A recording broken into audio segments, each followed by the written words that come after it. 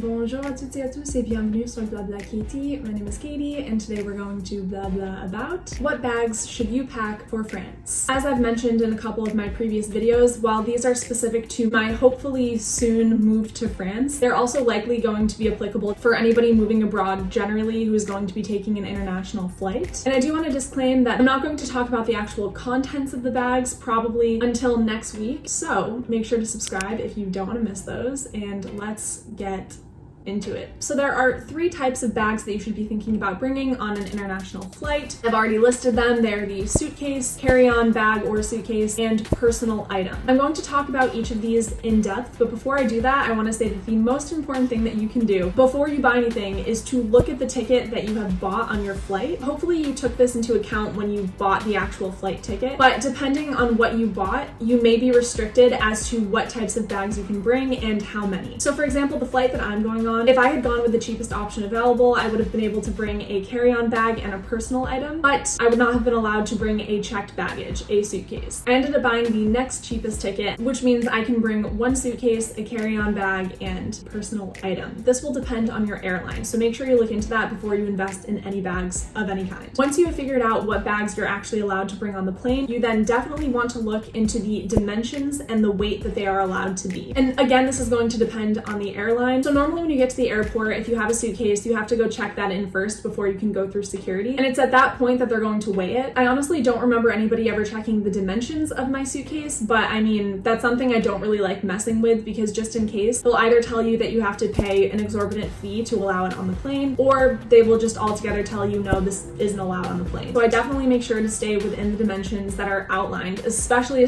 for the suitcase. For the carry-on, once again, I don't really ever remember anybody measuring it or even weighing it, except for the few times when I was in Europe and I would use a really cheap budget airline like Ryanair. They would have like a little box thing that was supposed to show you the dimensions of the cabin, and you had to show them that you could fit your bag in there. But I really only remember that happening a couple of times and my bag was fine. But as far as overnight flights go, I don't think anybody has ever checked the dimensions or the weight of my carry-on. That being said, I've always had a carry-on backpack as opposed to a carry-on suitcase, so that might be different depending on the type of carry-on that you have. And as for the personal item, there is no airline ever that has checked the size, dimension, weight of my personal item. Regardless of all of that information, I definitely recommend staying within the guidelines that they give you just in case. I also don't know if they're being way stricter now with everything going on with COVID. I can let you know after my experience in the airport. So take that information and do with it what you will. So now I'm going to show you the actual bags that I will be bringing to France. If you are interested in looking more into the specific items that I have or in buying any of them, I have put the links in the description box below. As usual, if you buy using one of my links, I will get a small commission at no extra cost to you, so you are not obligated, but it would be greatly appreciated if you use my links. And with that, let's start with the suitcase. Okay, no, that doesn't make sense. So this is the suitcase that I ended up buying. It's called the Novair Large Spinner. It is in the color rose gold. It is a hard shell. There's also a really interesting lock on the front that I actually haven't seen with a suitcase before, but there's a code here that you can use to lock your suitcase, and normally this isn't recommended because if TSA sees a lock, they will break it. But apparently this is a TSA approved lock where there's a little keyhole that I guess TSA can use if they need to get into your suitcase. I still have to figure out how to use it, but that's fine. And then if I open it, you'll see this is one compartment, and there's actually this little pocket thing, 3 separate compartments here. There's also a buckle on the end of this pocket that you can click onto the side so that it's not going to be all over the place. And this side has just as much space. It's also compartmentalized with different zippers. It's got this crossover buckle to keep things in place. I've honestly never had a suitcase this compartmentalized before, so I'm really excited to give all of my things a specific place in the suitcase and to therefore be a little more organized when I start the unpacking business. So that is the suitcase, and I do just want to talk about a couple of things that you should probably be thinking about if you are also looking to buy a new suitcase. You definitely want to figure out if you have a preference between a hard shell or a soft shell. This is actually the first hard shell suitcase I've ever gotten, and I haven't really had an issue with the soft shell ones per se, but with all my past suitcases, there always was a little bit of worry that something would break if another suitcase got piled on top of it, or that something would spill on the top of the suitcase and it would seep through and ruin all of my things. Luckily, none of this has ever happened to me, but they are things that that I've worried about in the past. So I figured this time around with getting a suitcase, I wanted to get a hard shell, but really I think it is up to personal preference. You'll also want to make sure that any suitcase you have has really well-functioning wheels. I've had several suitcases in the past where 2 of the wheels have gone dead, and it has been just a struggle to get to the places I needed to go to. So these wheels specifically are called 360 wheels, and all 4 of them are the same. So you get the gist.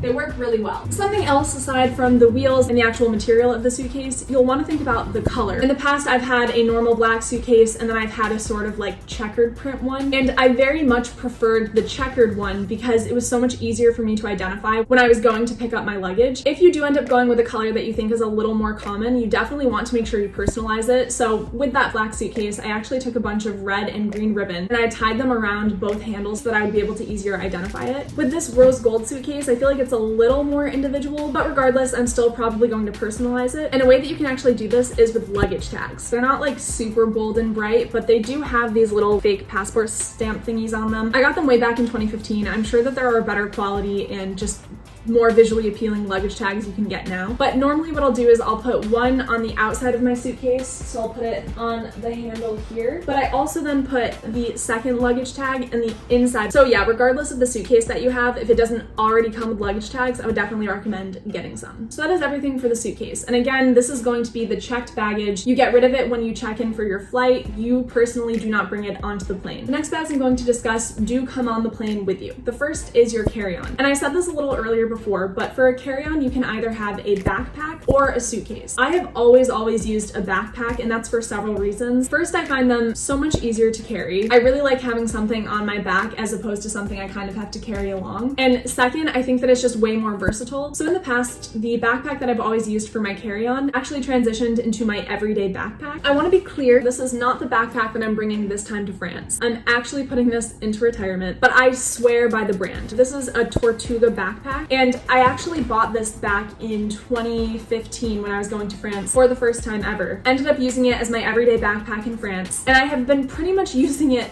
literally ever since. It is now 2021, still in great condition, and I probably would keep using it as a carry-on, except for the fact that I would actually be able to bring a bigger bag on the plane. So I'm almost certain this is no longer in stock. I mean, again, it was from 2015, but because I loved this so much, I ended up getting another Tortuga backpack for my carry-on. I think you'll be able to see it's a bit bigger. So this is called the Set Out Divide backpack, and I ended up getting the men's one because at the time the women's backpack was out of stock. I think they're both in stock now, but regardless, the men's one fits me fine. And before I go further, I don't think I mentioned this, I did want to explain that the carry-on is obviously what you carry onto the plane, and this is normally what goes in the overhead carrier above your seat. So when you're looking into a carry-on, I think it's really important to ask yourself, can it be transformed for daily use? Can I get as much use out of this as possible? How is the weight being distributed, especially if you're getting a backpack? That was kind of another con with the previous backpack that I had. All of the weight was distributed on my shoulders, and so when I was traveling long distances and had quite a few things in that backpack, it did take a toll on my shoulders. With this one, what I love is that there are these little hip pads, so you know what? Let me put this on. Okay. There are these hip pads that buckle here. And then there's also a buckle up here as well. This is amazing because not only do these paddings have pockets, so I'd be able to put my phone or my passport there, something that I want to keep close to me, but because of these, 80% of the weight that is normally going to my shoulders is actually redistributed to my hips, which honestly can handle a lot more weight than my shoulders can. So that's a huge positive for me. And something else that you'll want to think about are how many compartments the carry-on bag has. This is because sometimes you'll have to take out specific things like any liquids, any electronics while you're in line for security. Sometimes you'll just want to be able to grab a snack really quickly, and oftentimes you won't really have that much space in your airplane seat to maneuver around. So it's really nice to be able to grab whatever it is you need out of your bag as quickly as possible. I do want to show you all of the compartments in this bag. It's actually kind of wild. Obviously you can see this zipper up here, and it only goes halfway down. It's not the full length. This is probably where I'll end up putting my liquids. There's this pocket with a bunch of different compartments here, another zipper. But yeah, there's a ton of different compartments. And I think something that's unique to Tortuga is that when you open up the main compartment of the backpack, it's actually set up to be more like a suitcase. What I mean by that is you can unzip this all the way around. and open it like this. And that way, instead of just being able to open the suitcase from the top and kind of fish in there to get what you need, you can open it from here, see everything that you have, and grab whatever it is that you need. And on this side, there are more zippered compartments. I've also already shown you the zippers on the little hip pads. There's a little compartment for a water bottle. And finally, if you turn this around, right here, there's another compartment where normally you would put like your laptop or anything really expensive that you're afraid of getting pickpocketed.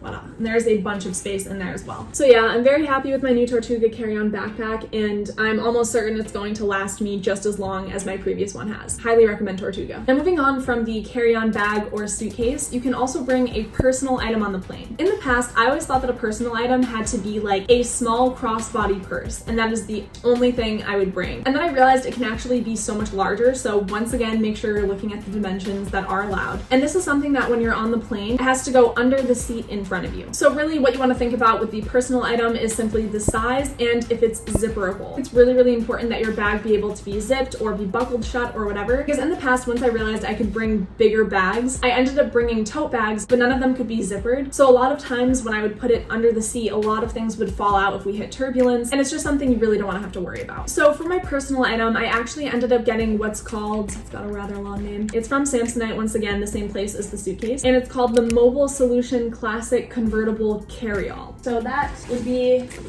this. It was on clearance when I got it. I actually checked this morning. I think it's still on clearance. And at the time that I bought the suitcase, I actually was eligible for another promotion. Essentially, I had paid enough money with the suitcase that I was able to get $50 off. And this was $50, so I essentially got this for free.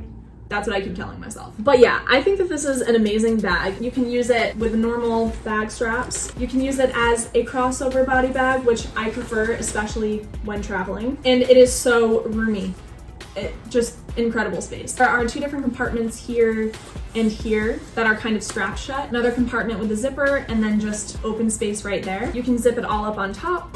Voila. And here you also have a little zippered compartment as well. And I did just test it. I think my laptop is 13 inches or a little more than that, and it fit into this bag perfectly. So I'm really excited to be able to use this, and I'll be honest, I don't really think that I would use this on the day-to-day, but if I ever go on vacation for like a weekend, or if I end up going to the beach, I think this will come very much in handy. So there is one more bag that I want to talk about. I know we've already covered the suitcase, the carry-on, and the personal item, but now I'm going to talk about another personal item. So this is called a canvas sling bag. I bought it from Amazon. Again, I will put the link in the description box below. It is the leaden color. So likely I'm going to put this in my personal item, bring it onto the plane with me. Then when I'm all situated, so when my carry-on is in the overhead luggage area and when the personal item bag is in front of me under the seat, I'm actually going to have this strapped around me while I'm in the seat. Pretty much I've always just found that even with my personal bag in front of me, it can still kind of get inconvenient. So I'm planning on putting the immediate things that I will want or need in this bag. And again, I will definitely talk more about what exactly I will be putting in here versus the personal item versus the carry-on bag versus the suitcase in future videos.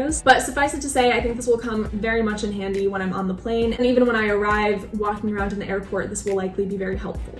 And this is actually going to be the daily bag that I use in France, most likely. What I love about this is that when you're in France, or like when you're traveling generally, people will tell you to make sure that you have your backpack in front of you so that you can avoid pickpockets, especially when you're on the metro and things like that. And this bag is actually designed to go in front when it's zipped, to have one strap. So it will always be in front of me. I will always know where it is. And it's also, once again, got tons of compartments, tons of space. This, I believe, is the main compartment in there. And you can see it's still got some more organization pockets as well. Oh, whoops, I think this is actually the main one. And then there's kind of this bigger, just open space, which would be like the main compartment of a backpack. There's a little front area as well. Definitely a bit of a smaller fit, and a holder for a water bottle. And once again, kind of like the carry-on backpack, what I love about this is there is another compartment on the back, and it's actually quite roomy. And here's where you can put the really important things that you want to make sure you have on your person all the time. Another great thing about this is if you would rather have a normal backpack and not have just the one strap sling over, I guess, you can unzip this strap and it turns into a backpack. This is what it looks like on. And the straps are adjustable, so right now they're kind of long. I would probably shorten them if I were actually to wear this outside. But yeah, I just love the versatility of this, all the space, all the organization, and I think that it'll be a really nice bag to have just for the everyday in France once I actually get there. So those are all of the bags that I think you should pack for France or just for an overnight flight in general. If you have anything you'd like to add or any questions to ask, as always, put them in the comments down below. If you got any value out of this video, please do give it a thumbs up. Don't forget to subscribe, and I will see you next time. À la prochaine!